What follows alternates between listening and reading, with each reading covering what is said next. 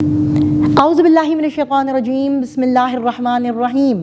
جماعت ششم اسلامیات میں آپ سب پیارے بچوں کو خوش آمدید۔ جی پیارے بچوں، آج ہم کیا پڑھیں گے؟ جی آج ہم احادیث نبوی صلی اللہ علیہ وآلہ وسلم پڑھیں گے، جو کہ باب اول کا حصہ دال ہے۔ احادیث جیسے آپ کو پتا ہے کسے کہتے ہیں؟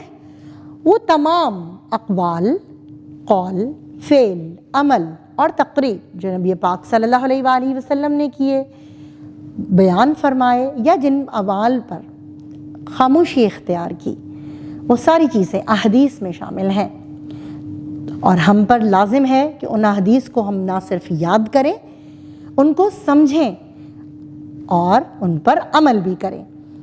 تو کیوں نہ ہم ان احادیث کو یاد کریں جس میں ہمیں سچائی کی اہمیت پتہ چلے، والدین سے حسن سلوک پتہ چلے، 5 وقتہ نمازوں کی اہمیت پتہ چلے، نیک لوگوں کی صحبت اختیار کرنے کے بارے میں پتہ چلے، حسد سے بچنے کے بارے میں پتہ چلے، اور بھی بہت کچھ، کیونکہ دعا تو عبادت کا مغز ہے، نبی پاک صلی اللہ علیہ وآلہ وسلم نے فرمایا ہے، اور جو نبی پاک صلی اللہ علیہ وآلہ وسلم فرما دیں وہی حدیث ہے۔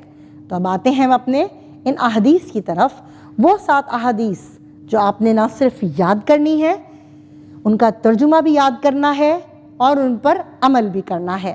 اسی کے ساتھ شروع کرتے ہیں حصہ دال، احادیث نبوی صلی اللہ علیہ وعلی آلہ واصحابہ وسلم۔ حاصلات تعلم ہے، سبق کو پڑھنے کے بعد ہمارے پیارے طلباء و طالبات اس قابل ہو جائیں گے کہ 7 مستند احادیث مبارکہ مع ترجمہ سمجھ سکیں، اور ان احادیث مبارکہ کو سمجھ کر روزمرہ زندگی میں ان کی تعلیمات پر عمل پیرا ہو سکیں۔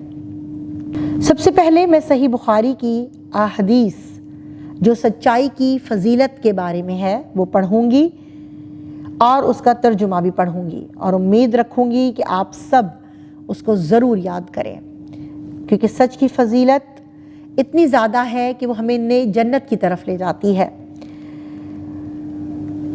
حدیث کچھ یوں ہے: ان الصدق یہدی الی البر وان البر یہدی الی الجنہ۔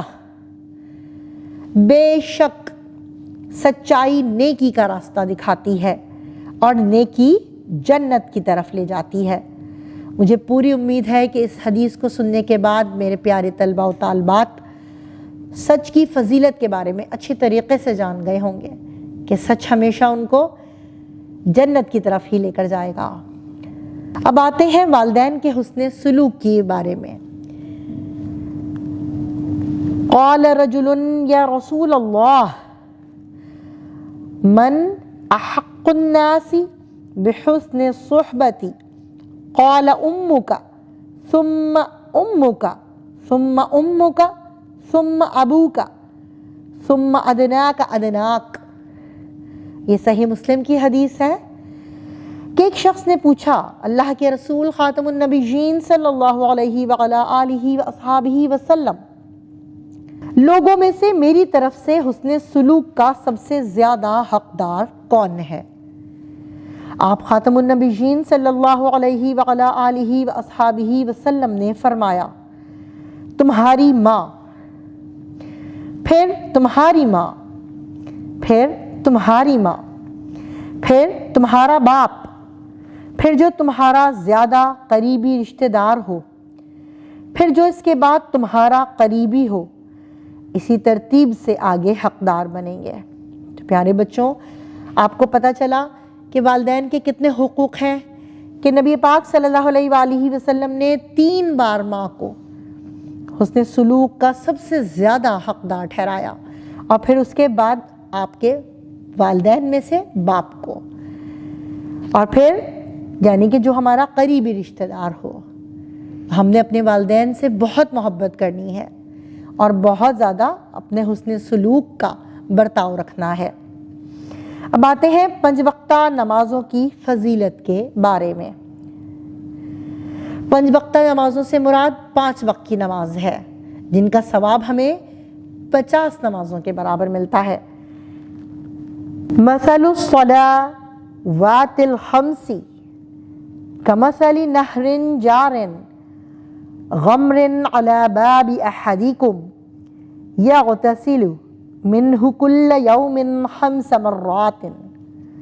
صحیح مسلم کی حدیث ہے جس کا ترجمہ ہے 5 نمازوں کی مثال تم میں سے کسی ایک کے دروازے پر چلتی ہوئی بہت بڑی نہر کی سی ہے، وہ اس میں روزانہ 5 دفعہ غسل کرتا ہو۔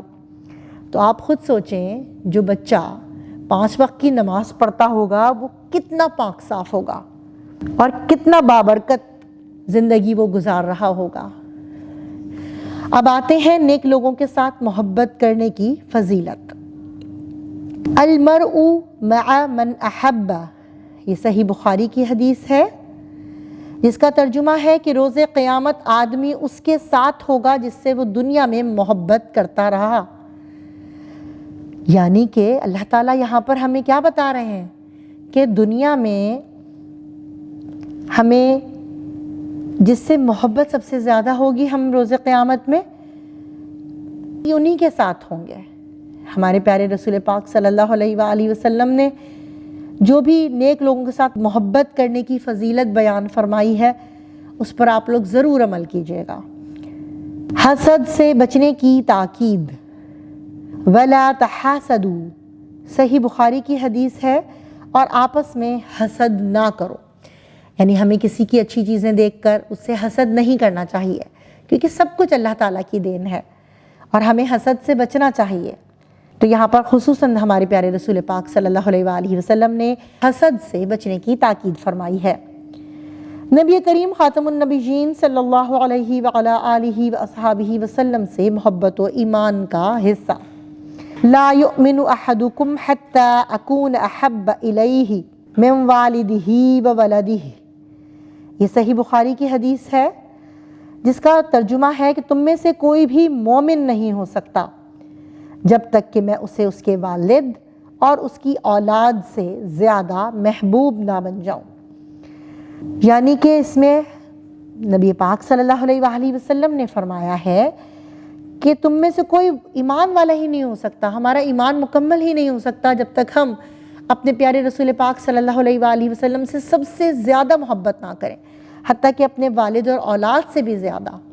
اب آتے ہیں کہ اللہ تعالیٰ کی راہ میں بغیر شمار کیے مال کو خرچ کرنا، یعنی کہ مال کو گننا نہیں ہے بلکہ اللہ کے راستے میں بغیر شمار کر کے بغیر گنے خرچ کرنا ہے۔ سنن نسائی کی یہ حدیث ہے، لا تحسی فیحسی اللہ عز وجل علیک، جس کا ترجمہ ہے گن گن کر اللہ کے راستے میں نہ دے ورنہ اللہ تعالیٰ بھی تجھے گن گن کر دے گا۔ تو پیارے بچوں، آپ سب کو یہ احادیث مبارکہ بہت اچھی طریقے سے سمجھ میں آ گئی ہوں گی۔ آپ نے اپنا جائزہ بھی لینا ہے کہ وہ سبق میں دی گئی احادیث مبارکہ کی تعلیمات میں سے آپ کن کن پر عمل کرتے ہیں، اور ساتھ ہی سبق میں دی گئی احادیث مبارکہ کو ترجمے کے ساتھ یاد کر کر ایک دوسرے کو بھی سنائیں اور ان کی تعلیمات پر بھی عمل پیرا رہیں۔ رہنمائی استاد میں ہے کہ طلبہ کو احادیث نبی صلی اللہ علیہ وآلہ وسلم کی اہمیت بیان کرتے ہوئے ان احادیث کو مع ترجمہ یاد کروائیں، ہر حدیث کی تعلیمات کے بارے میں عملی زندگی سے مثالیں دیں اور طلبہ کی رہنمائی کریں کہ وہ ان احادیث کی روشنی میں کون سی صفات کو اپنانا چاہیے۔